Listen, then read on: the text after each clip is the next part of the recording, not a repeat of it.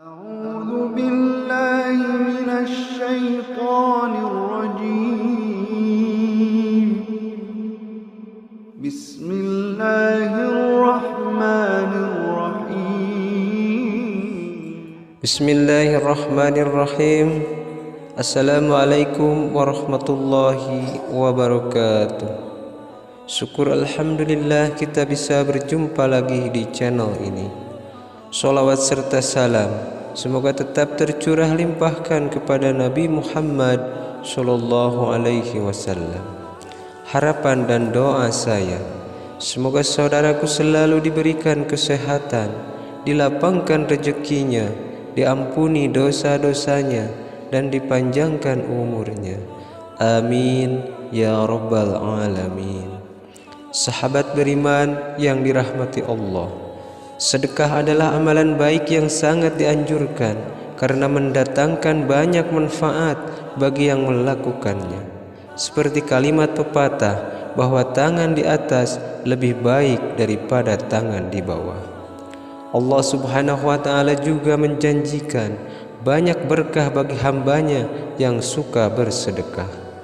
Besar atau kecil harta yang kita sedekahkan tidak menjadi persoalan, karena yang terpenting melakukannya dengan ikhlas.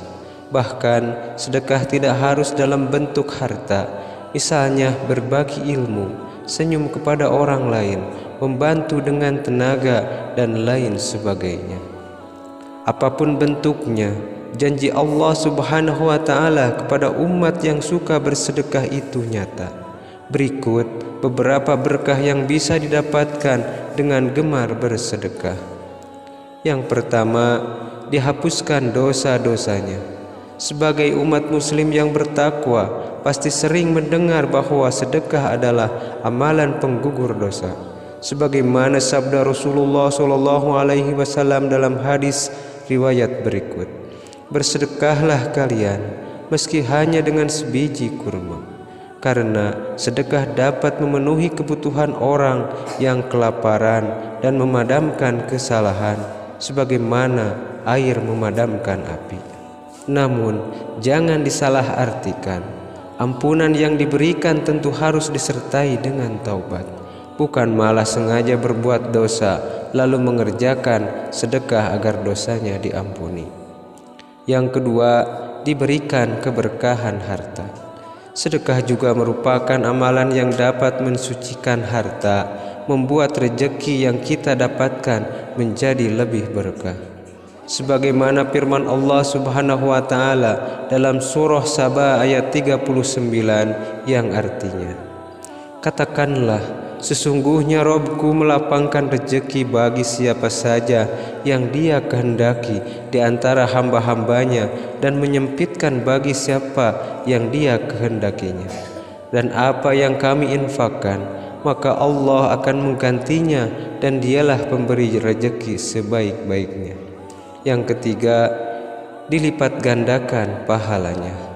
Hal ini dijelaskan dalam Al-Quran surah Al-Baqarah ayat 261 yang artinya, perumpamaan infak yang dikeluarkan oleh orang-orang yang menginfakkan hartanya di jalan Allah adalah serupa dengan sebutir benih yang menumbuhkan 7 bulir. Pada tiap-tiap bulir mempunyai 100 biji. Allah melipat gandakan ganjaran bagi siapa yang Dia kehendaki, dan Allah maha luas karunia-Nya lagi maha mengetahui. Quran surah Al-Baqarah ayat 261. Ayat tersebut menjelaskan bahwa apa yang kita berikan untuk membantu orang lain tidak akan mengurangi harta kita. Justru Allah Subhanahu wa ta'ala akan melipat gandakannya. Janji Allah Subhanahu wa ta'ala tersebut juga dijelaskan lagi dalam Al-Quran surah Al-Hadid ayat 18 yang artinya, sesungguhnya orang-orang yang bersedekah, baik laki-laki maupun perempuan, dan meminjamkan kepada Allah pinjaman yang baik, niscaya akan dilipat gandakan ganjarannya kepada mereka, dan bagi mereka pahala yang banyak. Quran surah Al-Hadid ayat 18. Sedekah seperti membuka pintu rezeki dari berbagai arah. Bahkan ada juga ungkapan bahwa sedekah saat kondisi sulit justru lebih banyak mendatangkan berkah, karena saat sedang sulit sekalipun kita masih memikirkan orang lain. Yang keempat, diberikan naungan di hari akhir. Tidak ada naungan di hari akhir selain naungan dari Allah Subhanahu wa taala. Dalam sebuah hadis, Rasulullah Shallallahu alaihi wasallam juga menceritakan bahwa hanya ada 7 kelompok manusia yang akan mendapatkan naungan di hari akhir tersebut. Salah satunya adalah umat yang gemar sedekah. Seseorang yang bersedekah dengan tangan kanannya, ia menyembunyikan amalnya itu sampai-sampai tangan kirinya tidak mengetahui apa yang disedekahkan oleh tangan kanannya. Hadis riwayat Bukhari nomor 1421. Terdapat pintu surga yang hanya bisa dimasuki oleh orang-orang yang bersedekah.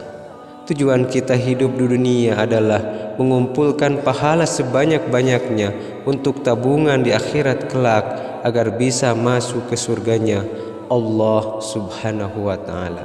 Surga mempunyai banyak pintu yang masing-masing dapat dimasuki sesuai amalan umat seperti sholat dan puasa.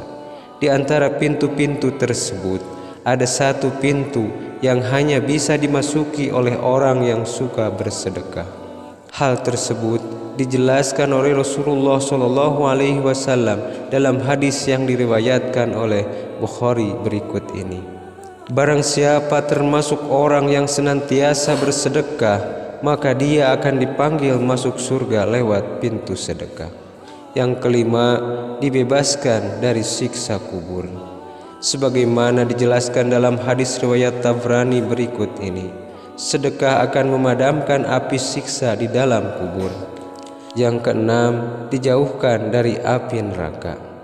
Terlihat sederhana, tapi ternyata amalan sedekah juga diperhitungkan agar kita dijauhkan dari api neraka. Semakin banyak sedekah, maka insya Allah akan semakin jauh dari panasnya api neraka. Rasulullah Shallallahu alaihi wasallam bersabda, jauhilah api neraka walau hanya dengan bersedekah sebiji kurma. Jika kamu tidak punya, maka bisa dengan kalimah thayyibah. Yang ketujuh, dilapangkan jalan menuju surga. Janji Allah Subhanahu wa taala kepada umat yang suka mengamalkan sedekah lainnya adalah dilapangkan jalan menuju surga. Firman Allah yang berkaitan dengan hal ini tercantum dalam Al-Quran surah Ali Imran ayat 133-134 yang artinya, dan bersegeralah kamu kepada ampunan dari Rabb-Mu dan kepada surga yang luasnya seluas langit dan bumi yang disediakan untuk orang-orang yang bertakwa, yaitu orang-orang yang menginfakkan hartanya baik di waktu lapang maupun sempit, dan orang-orang yang menahan amarahnya dan memaafkan kesalahan orang lain. Allah menyukai orang yang berbuat kebajikan. Wallahu a'lam. Sahabat beriman yang dirahmati Allah, itulah beberapa keberkahan yang dijanjikan oleh Allah Subhanahu wa taala untuk hamba yang suka melakukan sedekah. Tidak perlu khawatir dengan nilai sedekah yang kita keluarkan. Mari perbanyak tabungan pahala kita selama masih memiliki kesempatan hidup di dunia. Demikian yang bisa saya bagikan. Semoga bermanfaat untuk kita semua. Amin ya rabbal alamin. Wassalamualaikum warahmatullahi wabarakatuh.